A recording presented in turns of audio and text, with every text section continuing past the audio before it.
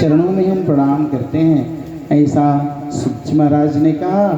और ध्यान किया जम प्रभजंतम अनुपेत्यमपेत्य कृत्यम द्वैपायनो विरह काटरया जुहाव पुत्रेति तन्मयतया तरवोऽभिनेदुः तं सर्वभूत हृदयं मुनिमानतोऽस्मि। जन्म लेते हुए तपस्या के लिए चले जा रहे भगवान श्री सुखदेव जी के पीछे पीछे जा रहे व्यास जी ने जब पुत्र पुत्र कह के पुकारा तो जो स्थूल वृक्षादि थे इन्होंने प्रत्युत्तर किया पुत्र पुत्र। व्यास जी ने कहा तुम भी मुझे पुत्र कर रहे हो। सुखदेव जी ने कहा कि पिताजी पता नहीं कितनी बार आप हमारे पुत्र हुए, कितनी बार मैं आपका पुत्र हुआ। ये तो कर्म चलता रहता है, आत्मा वही जाते पुत्र, अपनी आत्मा ही पुत्र के रूप में प्रकट हुआ करती है। इसलिए आपसे मैंने प्रतिज्ञा कराई थी कि मैं संसार में आऊं तो मुंह में मत डालिएगा, तपस्या के लिए निकल जाने दीजिएगा, आप मेरे पीछे मत आइए, वापस जाइए। ऐसे मुनियों के हृदय में, जीव मात्र के हृदय में निवास करने वाले सुखदेव जी महाराज को प्रणाम किया सुख जी ने। और तब कहा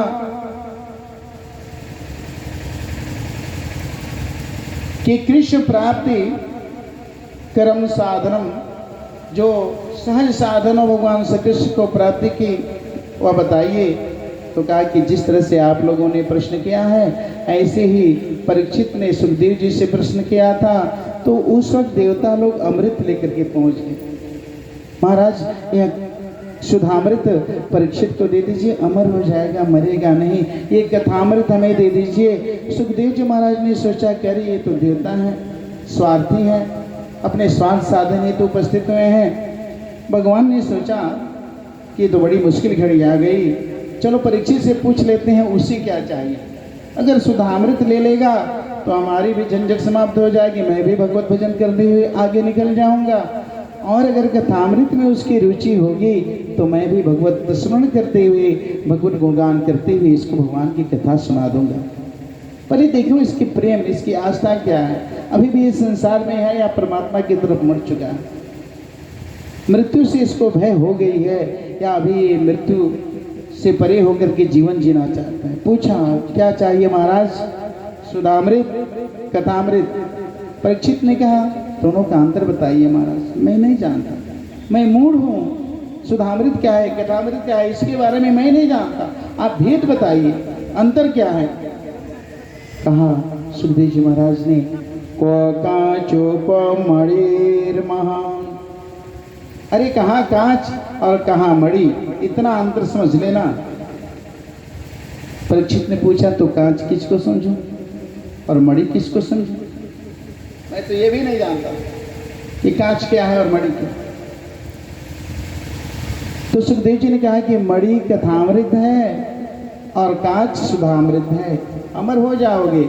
जैसे जैसे इसका प्रभाव समाप्त होगा फिर संसार में आना पड़ेगा, लेकिन ये कथामृत जो है भगवान की, यह जन्म मरण के चक्कर से मुक्त कर देती है। जिस समस्या में तुम पड़े हुए हो, जो तुमने प्रश्न किया कि मरणासन व्यक्ति को क्या करना चाहिए, तो भगवत भजन करना चाहिए।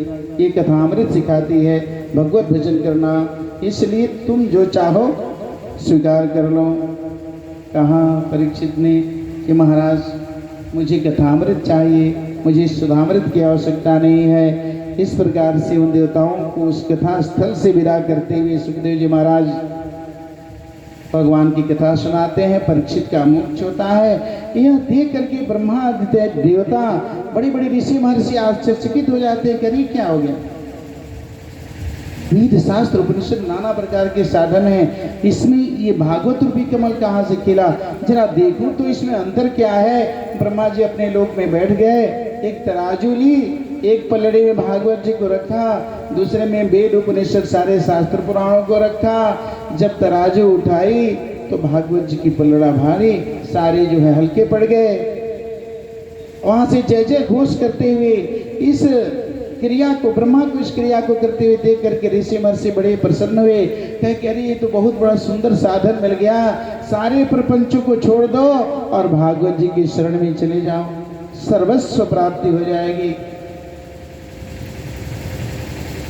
कहा वाताम्बुपर्णाशन देह शोषणैः तपोभिरुग्रैश्चिरकाल संचितैः योगेन संजान्ति नवागतिं वै सप्ताह गाथा श्रवणेन जानति याम। जब से ये साधन मना भागवत जी का प्राकट्य हुआ तब ऋषियों ने कहा कि हवा पी करके शरीर को सुखाने से अच्छा है। उष्ण तपस्या करते करते करोड़ों जन्म तक जाती हुई भगवत प्राप्त नहीं हो सकती। योग से भी जो सिद्धि प्राप्त नहीं होती, यह एक सप्ताह भागवत जी का मनोयोग से सेवा कर लिया जाए और इसमें एक बिंदु भी इसका जो अमृत रस है उसको आत्मसात कर लिया जाए तो उसका कल्याण हो जाएगा। ऋषि ने सोचा अब तो बहुत सुंदर साधन मिल गया, अब न तप न जप, भागवत जी के शरण में रहेंगे, भजन करेंगे, हमारा कल्याण हो जाएगा। ऐसी व्यवस्था है। तो सुना, सभी ने देखा, अपने आंखों से ब्रह्मा को अंतर देखते हुए बड़े प्रसन्न हुए, भागवत जी की प्राप्ति हुई। महाराज सूत जी महाराज ने कहा कि एक बात बताता हूँ, भागवत जी की महिमा क्या है कि एक बार नारद जी भ्रमण करते हुए वृंदावन पहुंच गए। वहां देखा एक सुंदरी बाला 16 वर्ष की अवस्था की है और वहां 2 वृद्ध पुरुष पड़े हुए हैं, जर्जरा अवस्था में है, रुग्ण है। प्रयास करती है जगाने की, लेकिन कोई प्रभाव नहीं पड़ता। और वहाँ गंगा नदियाँ, अणिमादि सिद्धियाँ, 8 लक्ष्मियाँ, साक्षात भगवती लक्ष्मी भी 8 रूप धारण करके वहाँ उपस्थित हैं भगवती भक्ति की सेवा में। प्रयास कर रही हैं कि ज्ञान वैराग्य जग जाए, लेकिन कोई लाभ नहीं मिलता। इसी समय नारद जी किनारे होते हुए सन्यासियों के लिए नारियों के बीच में जाने का शास्त्र ने मना किया कि नारियों के बीच में सन्यासियों को नहीं जाना चाहिए। इसलिए थोड़ा सा नारद जी और कटते हुए, बचते हुए जा रहे हैं। तब तक भक्ति देवी की दृष्टि नारद जी के ऊपर पड़ जाती है और कहती हैं कि भो भो साधो क्षणं तिष्ठ मम चिंता पिनाशय। तोड़ पड़ती है नारद जी के चरणों में, गिर पड़ती है, महाराज आप तो दुखी जनों के कल्याण करने वाले हो, हम दुखियों को देख करके नजर बचा करके क्यों चले जा रहे हो? आप हमारा क्लेश निवारण करें। नारद जी ने पूछा, देवी आप कौन हो, क्या क्लेश है, क्या पीड़ा है आपको? मैंने तो देखा है कि नाना प्रकार की शक्तियाँ आपकी सेवा कर रही हैं, तो मुझे तो ऐसा नहीं लगा कि आपको कोई पीड़ा है, इसलिए मैं नारियों के बीच में न जाऊं, बचते हुए चला जा रहा था। तो भक्ति देवी ने कहा कि देखिए महाराज, हमारी ये ज्ञान वैराग्य 2 पुत्र हैं, ये जर्जरावस्था में हैं, बड़ी क्लेश में हूँ मैं, कोई उपाय कर दीजिए जग जान। नारद जी महाराज उपस्थित हुए, नाना प्रकार के उपाय किए, कोई लाभ नहीं मिला। उदास हो गए तो आकाशवाणी हुई, सत्कर्म करो।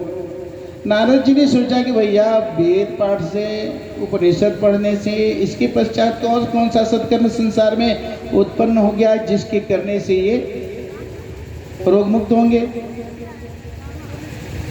चिंता बढ़ गई, क्योंकि आकाशवाणी ने केवल कह दिया सत्कर्म करो। नारद, तुम जो प्रयास कर रहे हो उसमें तुम सफल होगे, लेकिन सत्कर्म करो। अब सत्कर्म क्या है यह जानने के लिए ऋषियों के आश्रम में नारद जी चल दिए। आश्रम प्रत्याश्रम चलने लगे। कुछ ऋषियों ने आश्रम छोड़ दिया, कुछ ने मौन भार व्रत धारण कर लिया कि नारद जी के प्रश्न का कौन उत्तर। जो देवर्षि हैं, जो पूर्ण ज्ञानी हैं, उनके प्रश्न का उत्तर कौन दे सकता है। भटकते भ्रमण करते करते पहुंच गए बद्रीवन में। वहाँ कुछ शांति मिली, मन को स्थित करके सुना, चाहा कि तपस्या करूं।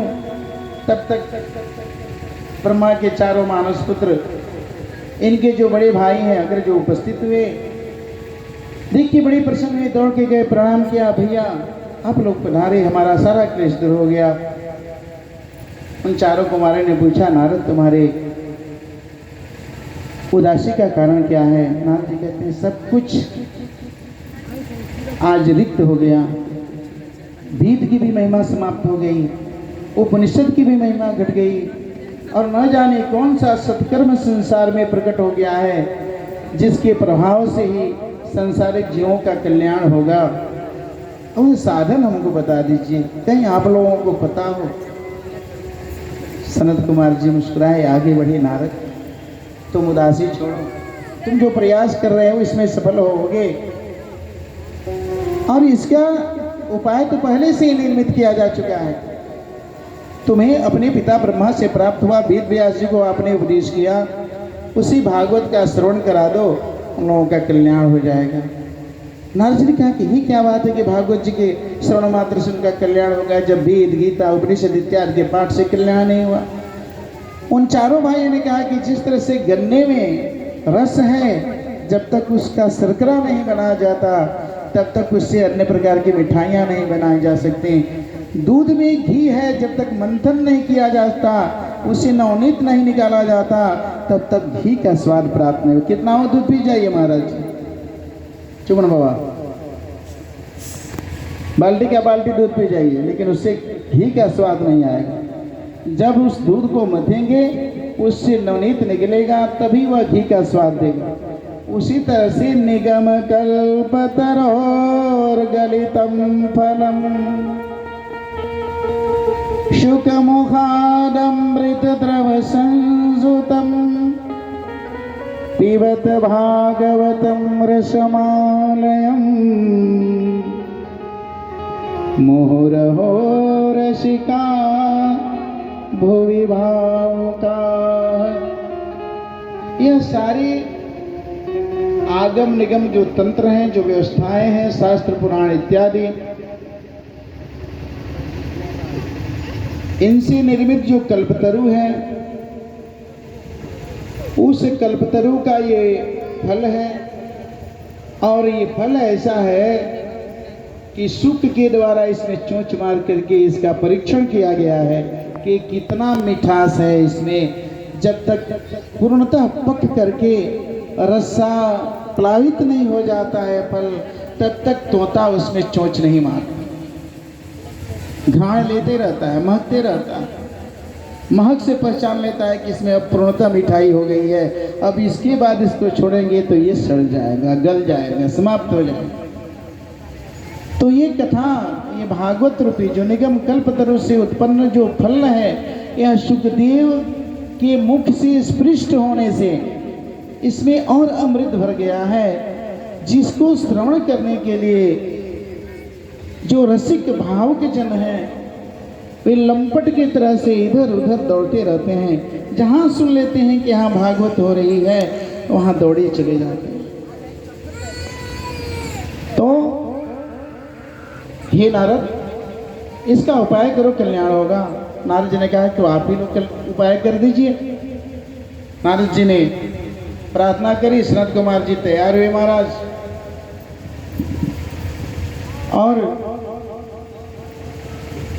आनंद वन में, हरिद्वार क्षेत्र में कथा का आयोजन हुआ।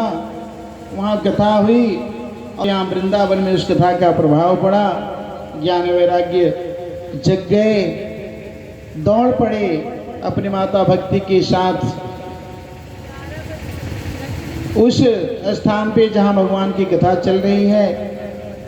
बहुत भीड़ थी, तिल मात्र रखने का स्थान नहीं था। भक्ति ने पूछा, महाराज मैं कहाँ बैठूं, मैं कहाँ स्थान कराऊं?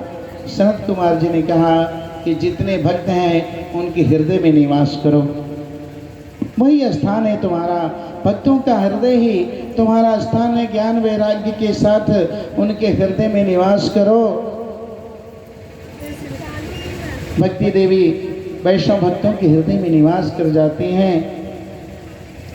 तत्पश्चात वहाँ सुखदेव जी महाराज, उद्धव जी, इंद्र, अर्जुन, ये सारे पार्षद जो है भगवान के वहाँ इकट्ठे हो जाते हैं। सारे भगवत भजन करते हैं। नाच नाच करके भागवत जी की महिमा का गुणगान करते हैं। कोई ढोल बजा रहा है, कोई मजीरा बजा रहा है, कोई जय जयकार कर रहा है, कोई ताली बजा रहा है। ऐसी सुंदर छटा है, आनंद पूर्वक सब लोग भगवत भजन कर रहे हैं। श्रीमन्नारायण नारायण नारायण, श्रीमन्नारायण नारायण नारायण। प्रेम पूर्वक भजन गाएंगे। श्रीमन्नारायण नारायण नारायण, नारायण नारायण नारायण। भज मन नारायण नारायण नारायण, भज मन।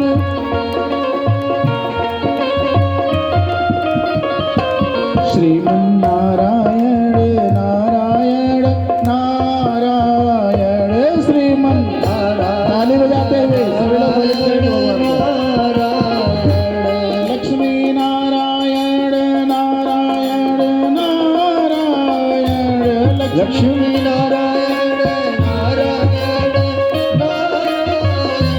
श्रीमन्नारायण नारायण नारायण, श्रीमन्नारायण नारायण नारायण।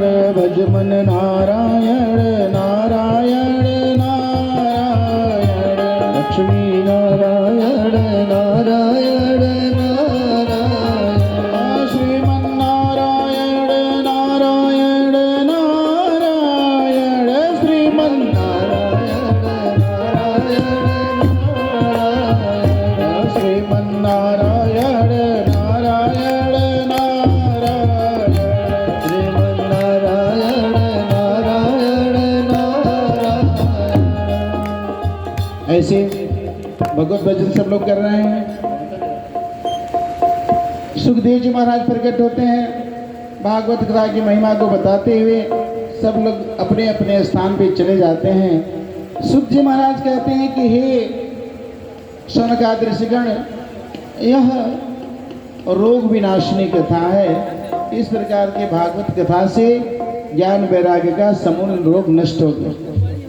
आगे कहते हैं कि आइए आपको प्रेत पीड़ा कैसे भागवत जी के शरण से निवृत्त हो जाती है, प्रेत कैसे मोक्ष को प्राप्त कर लेता है, स्वतः प्रकट होता है। एक संत से कहता है कि मैं महाप्रेत हूँ, मेरे उद्धार का उपाय करो। संत कहता है कि तुम्हारे लिए तो मैंने बहुत उपाय किया, तुम अभी तक प्रेत जन्म में हो। उसने कहा कि आपने जो उपाय कहा है वो सैकड़ों उपाय कर लोगे, हमारी मुक्ति नहीं होगी। मैं साधारण प्रेत नहीं हूँ, मैं महाप्रेत हूँ। तो उस संत ने अपने इष्ट को रोका, और ऐसा इष्ट जो कभी रुकता नहीं, उसी का उपासक है वह संत, रोक देता है। कहता है कि उपाय बताइए उस महाप्रेत का उद्धार कैसे हो। तो उस इष्ट ने कहा, सप्ताह वाचनम करो, और उस सप्ताह के माध्यम से प्रेत पीड़ा नष्ट हो गई। यह प्रेत कौन है और कैसे उसकी मुक्ति हुई, सुत जी महाराज कह रहे हैं।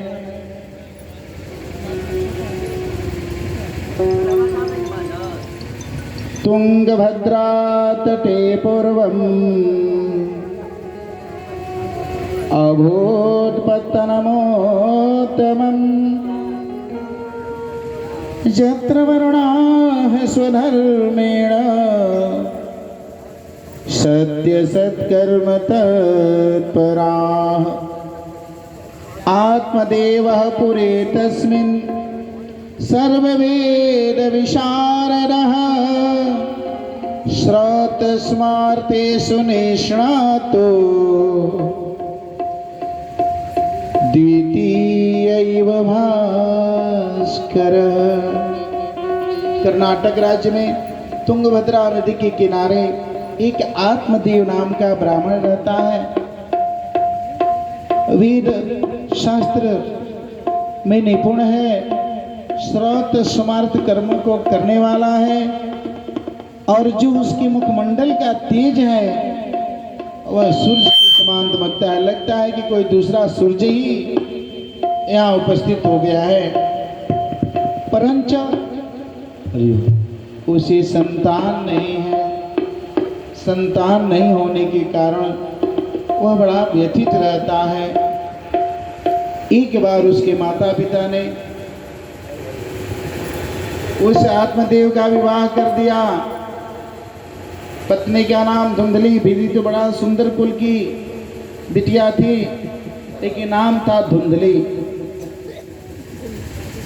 विवाह होने के पश्चात जब घर में आई तो न कोई संस्कार, न कोई आचरण, न भगवत स्मरण।